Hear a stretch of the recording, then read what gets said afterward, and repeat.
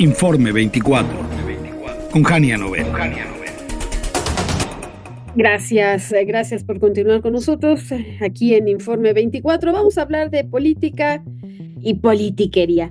Las elecciones municipales de este año, del fin de semana, 1 de junio, en Durango y Veracruz, ofrecieron un panorama político contrastante. Mientras en Durango la oposición logró avances significativos, en Veracruz Morena consolidó su posición, aunque con algunas pérdidas, me parece que importantes. Vamos a platicar con Ricardo Pasco, analista político, para ver cuál es la perspectiva sobre estos comicios. Ricardo, muy buenas tardes. ¿Cómo estás? Muy buenas tardes, Jania. Un gusto saludarte a ti y a tu auditorio. Igualmente, Ricardo, muchas gracias. ¿Cómo evalúas los resultados de las elecciones? Empezamos por Durango, las elecciones municipales ahí en Durango. Dicen que es una alerta para Andy, ¿no? Para el hijo de Andrés Manuel López Obrador. ¿Tú qué opinas? Bueno, si tomamos en cuenta que Andy López Beltrán fue a vivir a Durango para representar o simbolizar que él tenía toda la intención de volcar ese estado hacia Morena y su proyecto político, sí debe tomarse como un fracaso. Una cosa que destaco es de que lo que ha sucedido en ambos estados, tanto Veracruz como Durango, es que está reflejando las crecientes tensiones y divisiones al interior de Morena. Una cosa muy clara de esto se vivió en Durango cuando elementos Morena decidieron no apoyar a sus candidatos postulados por López Obrador o López Beltrán, perdón, y incluso volcaron su apoyo a favor de las candidaturas de la alianza PAN-PRI o incluso simplemente candidaturas del PAN o del PRI. Es decir, Morena vivió una etapa de división en el caso de las elecciones estatales. Comentaremos después lo de Veracruz, pero sucedió lo mismo. Entonces, ese es un primer dato relevante, el retroceso de López Beltrán como dirigente, un fracaso en su intento por tomar el Estado, pero además su fracaso de no poder unir a su partido, sino más bien su presencia provocó fracturas, de tal manera que lo que se dio es de que mientras Morena anteriormente por sí solo había ganado 15 municipios anteriormente en Durango, ahora solamente ganó 2. Es decir, un retroceso muy importante. Como Morena, cuando hacía alianza con el PT y con el Verde, ya ganaban más municipios, pero de todas maneras, el hecho es que la mayoría de los municipios fueron ganados por la coalición PRI-PAN en el estado de Durango.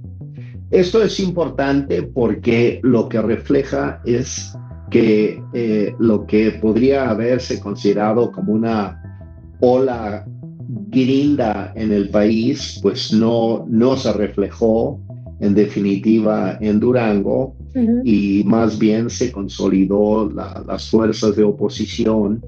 Pero insisto, en particular al interior de Morena, lo que esto reflejó era la incapacidad política de López Beltrán, no solamente de no poder avanzar y ganar, incluso perder municipios, como digo, tenían 15 y Morena como tal, solito, perdió 13 de esos 15 municipios que tenían, sino que también mostró que él no tiene capacidad para unir a su propio partido y tuvo sectores importantes de Morena en contra.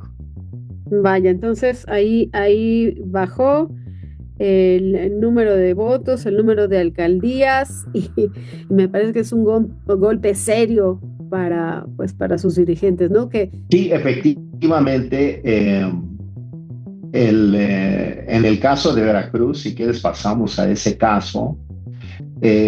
Primero, Luis Alcalde sí, sostuvo en los primeros minutos que habían ganado 140 municipios de los 212 de juego.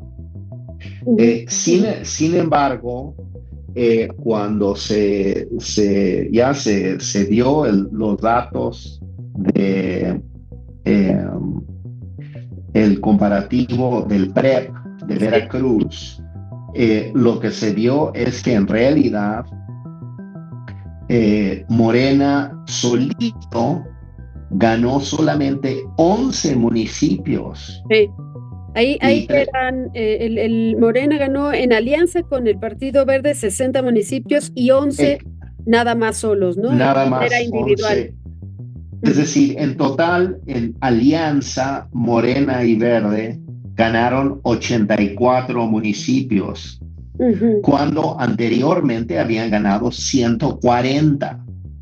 O ya, sea, esto es importante, Jania, porque lo que estamos viendo es que incluso en un estado fuerte, dominado por Morena, también se reflejaron aquí las divisiones internas, especialmente el conflicto político entre el ex gobernador Cuitláhuac y la gobernadora actual, que Rocío Nale, que sus grupos políticos están en confronta, y entonces, por ejemplo, el PT fue por su lado y el PT tuvo entonces avances muy importantes solamente para su causa, eh, pero rompiendo con Morena no, y el Verde. Y por el otro lado, también, curiosamente, quizá la gran sorpresa para muchos fue Movimiento Ciudadano, que ganó 41 alcaldías cuando antes había solamente ganado 15. ujú. Cuadriplicó Eh, su triunfo, ¿no? sí, y bueno, hay que decir que el PAN también recuperó, pasó de 13 municipios a 34, y el PRI avanzó de 24 a 27.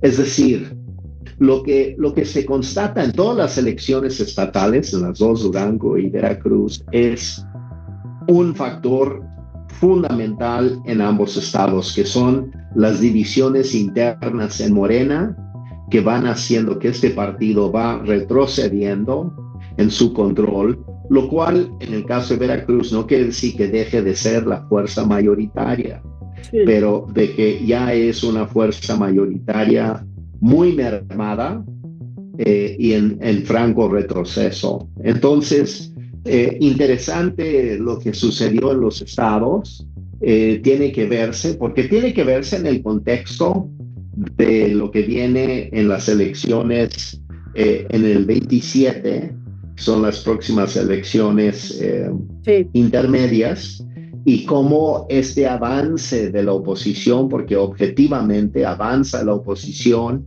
y retrocede Morena en ambos estados.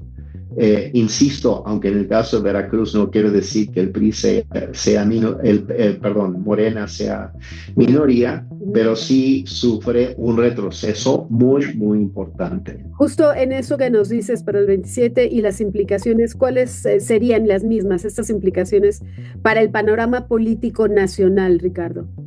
Mira, yo creo que lo que tenemos enfrente es a un partido hegemónico mayoritario, Morena, que está constantemente en un proceso de división interna. Y creo que incluso me atrevería a decir que creo que se vislumbró una pugna a nivel de la elección judicial donde me parece que en Morena se enfrentaron lo que yo llamaría los radicales contra los moderados. Sí. ¿Y quién ganará? Y bueno, en la elección judicial ganaron los radicales impulsados por Andrés Manuel.